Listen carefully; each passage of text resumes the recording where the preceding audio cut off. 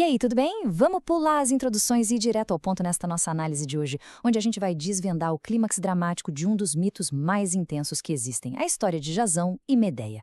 A ideia aqui é acompanhar a jornada quase cinematográfica desses dois, saindo de um roubo mágico cheio de fantasia lá em terras distantes, indo direto para um choque de realidade incrivelmente duro.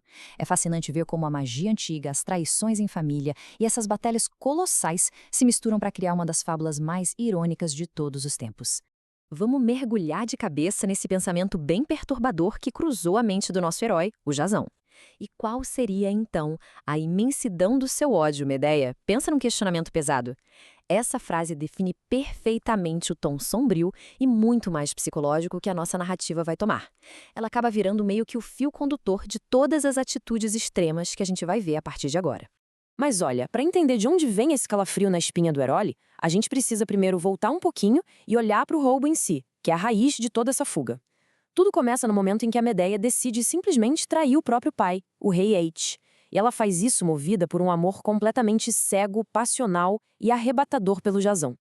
Ela chuta o balde, abandona a própria terra e toda a lealdade que tinha pela família, tudo por uma promessa de felicidade eterna lá na Grécia. E essa aventura começa num ritmo super acelerado. O risco é lá em cima. Parece até que saiu daquelas histórias em que tudo dá certo, sabe? A feiticeira entoa uma canção de ninar mágica que apaga um dragão monstruoso, o herói vai lá, resgata o velo dourado do esconderijo e todo mundo foge num navio incrível. Dá muito a sensação de um final feliz de conto de fadas, triunfante, com direito até o irmão da Medeia, o Absirto, indo junto com eles na nau Argo. Só que a calmaria dura pouquíssimo.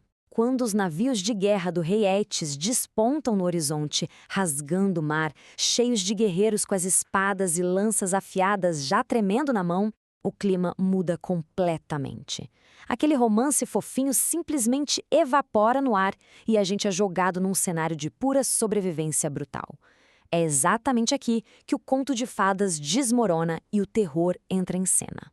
A genialidade e a frieza absurda da Medeia se revelam nas palavras dela.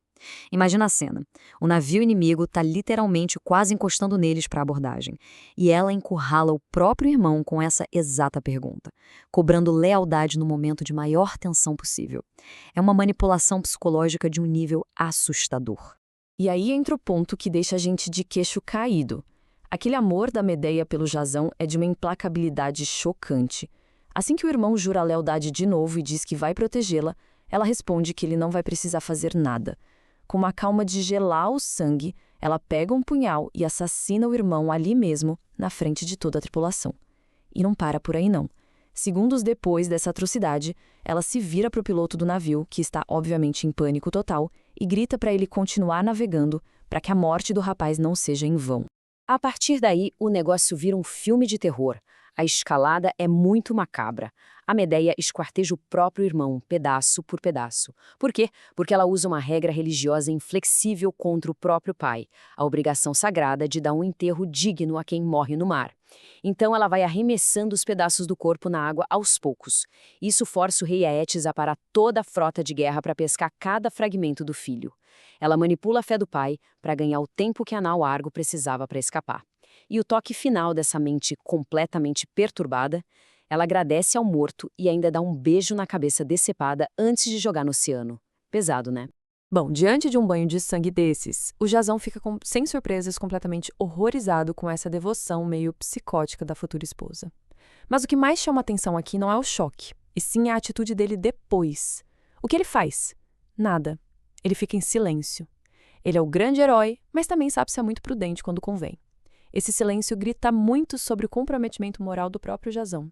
Ele simplesmente fecha os olhos e engole uma atrocidade doentia dessas, porque no fim das contas, foi isso que salvou a pele dele.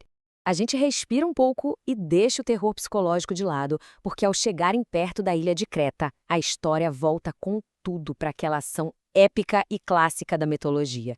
Eles dão de cara com um desafio que beira o impossível. A Medeia já manda todo mundo ficar no barco e nem pensar em desembarcar. E o motivo é assustador. Um gigante mecânico, um autômato gigantesco patrulhando a ilha sem parar. A lenda diz que ele é tão colossal que consegue vigiar tudo por cima das muralhas enormes da cidade, jogando uns pedregulhos que quase afundam qualquer frota. Imagina só, cada passo que esse gigante de metal dá, a terra inteira treme e as folhas das árvores caem como se fosse chuva.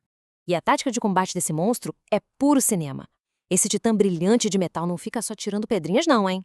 Quando o negócio vira guerra de verdade, ele literalmente se deita no meio de uma fogueira gigantesca até o corpo de bronze dele ficar incandescente, vermelho como brasa. Transformado nessa tocha viva de calor escarlate, ele simplesmente sai abraçando os exércitos inimigos. Bizarro, né? Ele incinera multidões de guerreiros vivos apertados contra aquele peito fumegante de metal. É a imagem perfeita do poder destrutivo absoluto. Mas aí fica a dúvida: como é que se derrota um troço indestrutível desses? De novo, a salvação vem pelas mãos das artes mais sombrias possíveis. A Medeia faz uma oração sinistra para Hecate, a deusa do submundo, e invoca cães colossais, negros como a noite, saindo direto das profundezas da terra. Ela sabia de um segredinho. Assim como Aquiles, esse gigante implacável tinha uma única falha de fábrica: um calcanhar com um pino de bronze que segurava todo o sangue vital dele. Os cães vão direto lá, arrancam o pino com uma mordida e o monstro sangra até tombar, causando um estrondo de ensurdecer. Mais uma vez, Jasão deve a vida inteira a essa mulher que é tão brilhante quanto assustadora. Ufa! Depois de passarem por testes que fariam qualquer um desistir na primeira etapa, os heróis finalmente pisam em casa, lá em Iolco, na Tessália. O prêmio final de toda essa loucura está a 1 palmo de distância. A expectativa é gigante: pegar o trono que o rei Pélias, tio do Jasão, tinha prometido em troca do bendito Velocino de ouro. Seguindo a cartilha de qualquer mito clássico, agora seria a hora dos aplausos. Jasão chega triunfante, o povo comemora, ele bota a coroa na cabeça, certo? Mas não, a realidade bate feito uma bigorna. No lugar das festas, eles encontram um usurpador cruel e sanguinário. Descobrem que enquanto Jasão estava lá longe brincando de herói contra monstros e pegando velo, o Pélias fez o pai do Jasão se matar e roubou o trono de vez. E a grande recompensa por trazer o prêmio, o rei grita com eles, exige que sumam dali na mesma hora e ameaça mandar esquartejar todo mundo. E agora que a gente percebe a ironia avassaladora de toda essa lenda. Basta colocar lado a lado os desafios enfrentados para ver o choque brutal de realidades. O Jasão, lado a lado com a Medeia, triturou gigantes de 6 braços, dragões perigosíssimos, sobreviveu a guerreiros que nasciam da terra, afundou um monstro mecânico que fritava exércitos inteiros. Ele detonou todos esses inimigos mágicos e impossíveis. Mas, quando ele fica cara a cara com um político de carne e osso, um ser humano comum, maldoso e sem um pingo de poder mágico, ele é completamente esmagado. É como se a narrativa simplesmente puxasse o tapete de quem está acompanhando a história. De repente, a magia pesada da Medeia, as atrocidades que ela cometeu pela família, o heroísmo inabalável do Jasão, tudo isso perde completamente o sentido. O mito, de repente, abre a porta para a realidade mais crua que existe, deixando muito claro que uma espada afiada e meia dúzia de feitiços não valem absolutamente nada contra a crueldade humana e a tirania do poder político. E o que torna essa análise tão instigante é justamente esse contraste que nos força a repensar quem são os verdadeiros vilões nas nossas histórias. Acaba sendo super fácil enfrentar um dragão ou derrubar um gigante de metal colossal, porque você pelo menos sabe quais são as regras do jogo. Você sabe onde fica o ponto fraco. Mas o bicho pega mesmo é quando as regras somem, quando a gente lida com a ganância e a sede de poder. Fica então essa grande reflexão para a gente carregar. Por que será que a nossa própria humanidade insiste em ser o monstro mais invencível de todos?